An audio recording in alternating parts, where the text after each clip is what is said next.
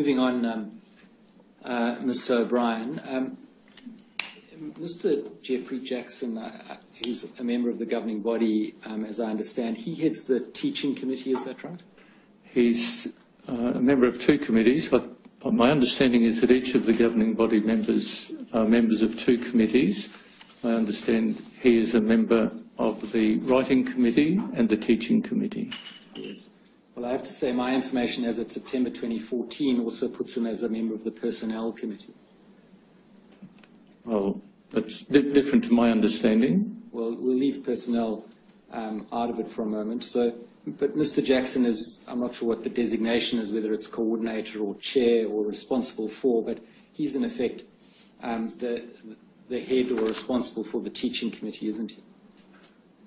No, I don't think the chairman is simply the similar role of being a coordinator of the branch committee, is that he just coordinates the work of that committee, but he's doesn't have like executive authority over the committee. Yes, no, very well, that's what I'm getting at. So he's the coordinator of the teaching committee.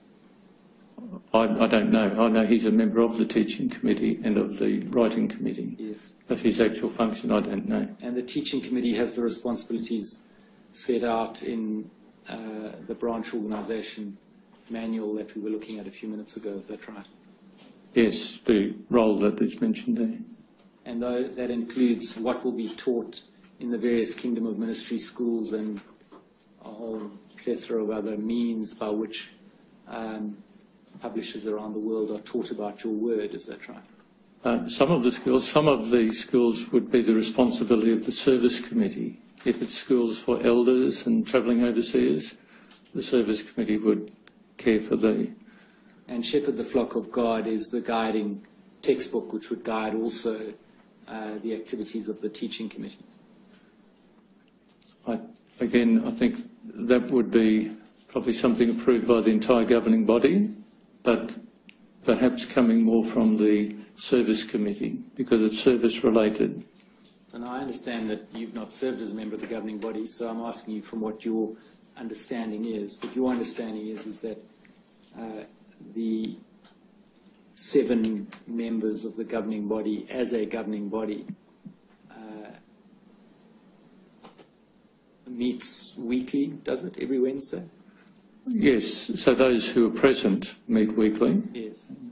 And it'll be that governing body as a whole, or those who are present, who would authorise the various publications and guides and guidelines and so on, is that right? They would give the final approval for the publishing of them, yes. Now, you will have heard yesterday that senior counsel representing the Jehovah's Witnesses in Australia and the Watchtower Bible and Tract Society of Australia said that Mr. Jackson would not be likely to be able to assist this commission because his role is in the translation of matters. Now, that you accept as a clear variance to what you've explained in your evidence. No, sorry, it's not. The translation, it comes under the writing committee, as I understand, which is what Mr. Jackson is a member of. So. Yes, but he's also the coordinator of the teaching committee that has many other responsibilities and not translation, not so. Yeah, as a member of the governing body, he has a number. Can you explain, Mr. O'Brien, how it came about that senior counsel representing your organisation was given instructions that Mr. Jackson's role is confined to the translation matters when it clearly is not? His role, as I understand, is principally translation, but translation is part of the writing committee. As a governing body member, he has numerous functions to perform, not just as a translator. Yes, indeed, and as a consequence of those numerous functions, he would have knowledge across a whole scope of activity of the governing body, not so?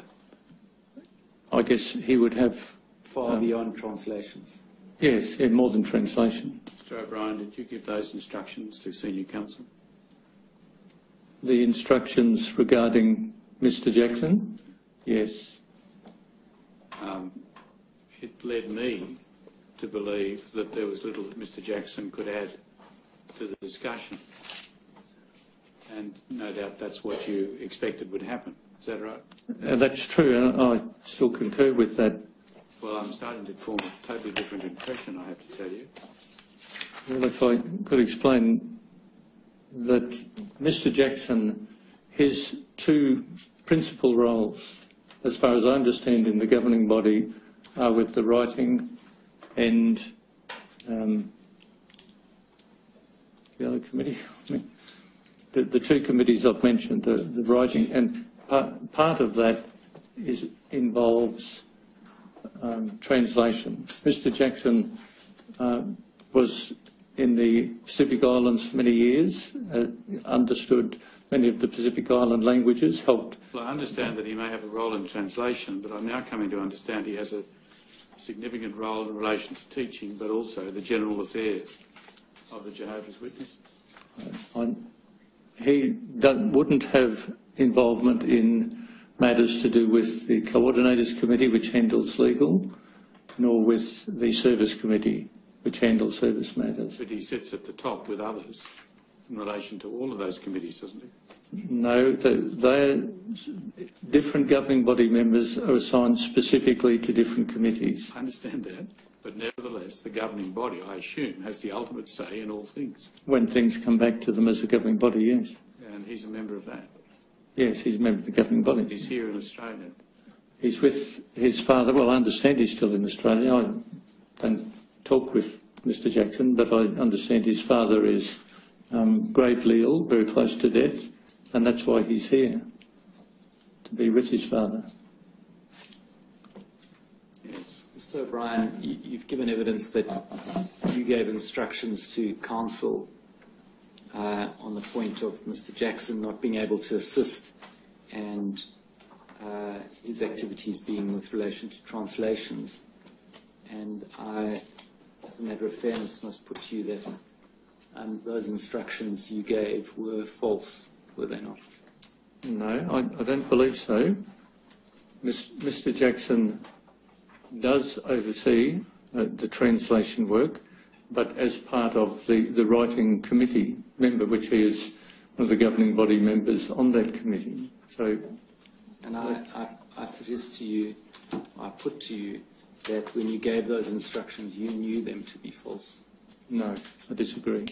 And by giving those instructions, you sought to mislead the Royal Commission to protect Mr. Jackson from any potential summons to appear.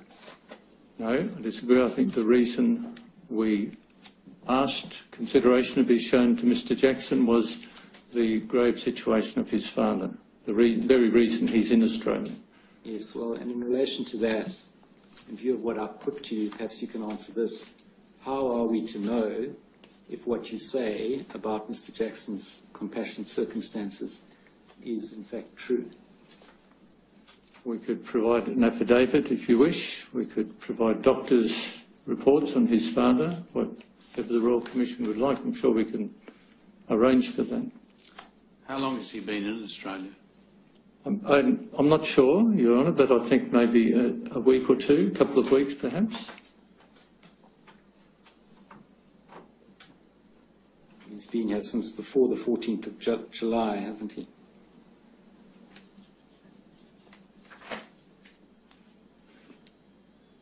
Yeah, I don't know specifically. I could find out, but I don't know exactly when he arrived. But it's only within the last couple of weeks. I've nothing further. Yes, thank you, Mr. O'Brien. That concludes your evidence. You're excused. I'm not, at the moment I'm troubled by what I now understand as to the role of Mr. McDonald in the organisation.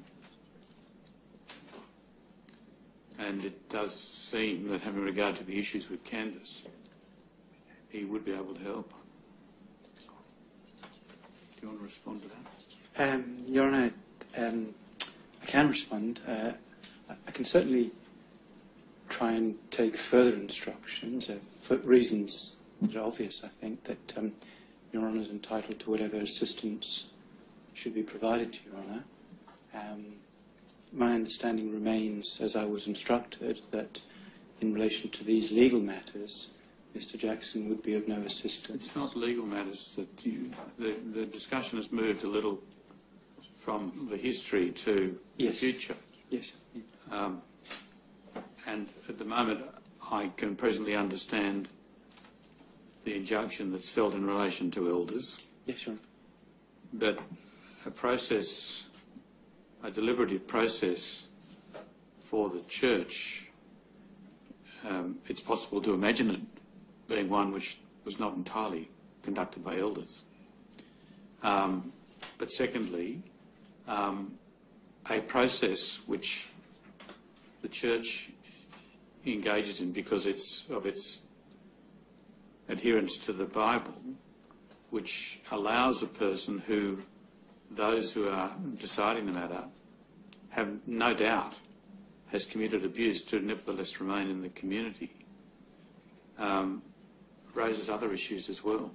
Yes, Your Honour. And they won't have eluded you or Mr. Coyne as they were raised. No, Your Honour.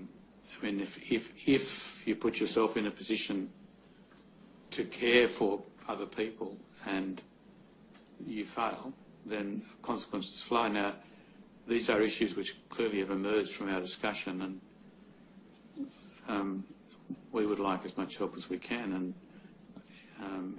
as he's in the country, it would seem logical that we ask him to come and help us. I understand Your Honour's point, and I'm not seeking to not address Your Honour's point. No, I understand that. And having said that, I appreciate the circumstances of his father, but we all have to face those difficulties from time to time in our lives. Yes, Your Honour. What I'm going to say is I would like you to take up the matter with Mr. Stewart, and we'll make arrangements sometime next week to hear evidence from Mr. MacDonald, unless... sorry? Jackson. Oh, Jackson, I'm sorry. Mr. Jackson, unless Mr. Stewart comes to me and says that can't be done.